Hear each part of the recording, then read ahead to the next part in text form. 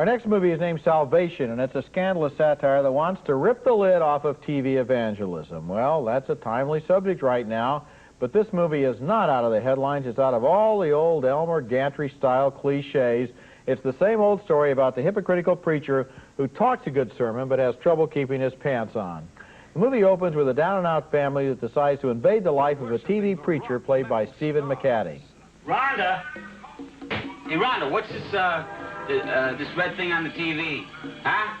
Since when have you been interested in the Reverend show? Since you've been sending him half my paycheck. It's my allowance, Jerome. Don't be a smart-ass, Rhonda, all right?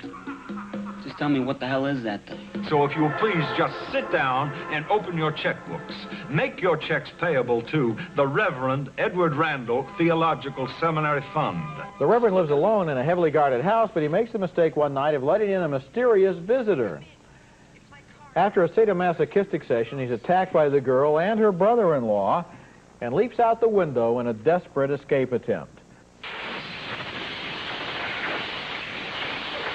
Unfortunately, he's given a ride by the last person he wants to see. You would not believe what happened to me.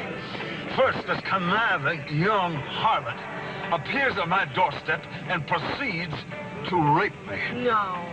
Yes. Oh. And then her maniac boyfriend, husband, I don't know what he was. He breaks into my house and almost kills me.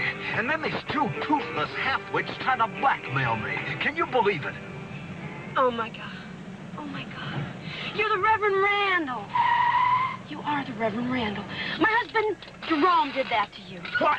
My No, God. no, wait. And, of course, in a complete exercise in cynicism, that woman then teams up with a preacher to kind of combine heavy metal rock and roll with TV evangelism, and they're both going to get rich. This movie was made by an experimental New York filmmaker named Beth B., and I think she should have been either much more further out and really, go with it in terms of an avant-garde movie, or maybe she should have been more mainstream. This movie can't seem to make up its mind about whether it's a thriller or an experiment in style. It's not interesting either way. The plot's dumb, the performances are wooden, every development is predictable, and at a time when we might really enjoy an incisive movie about TV evangelists, this is not it. Of course, recent events make it hard to make a really interesting movie about TV evangelism, but I must say that I was struck, too, by one thing.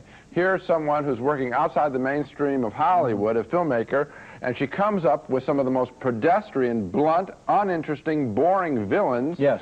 Thugs that attack this guy and spends a good chunk of her movie, I'd say about a third of the movie at least, of just having this guy getting beat up. And I thought that basically it was just a prize fight instead of really honing in on evangelism in some interesting way or really honing in onto this evangelist. Yeah, I kept thinking, now Beth B. is a cinema artist, She set herself up as somebody who has an askew view on things. And I'm thinking, what is she doing here? Is she trying to be satirical on this subject by making a movie that is so banal and so dreary that it will be a satire on other movies, or is it just banal and dreary? And I came up with the answer, yes, it is. The Preacher, for example, he's not interesting. No, We've seen that character a million times. You're right.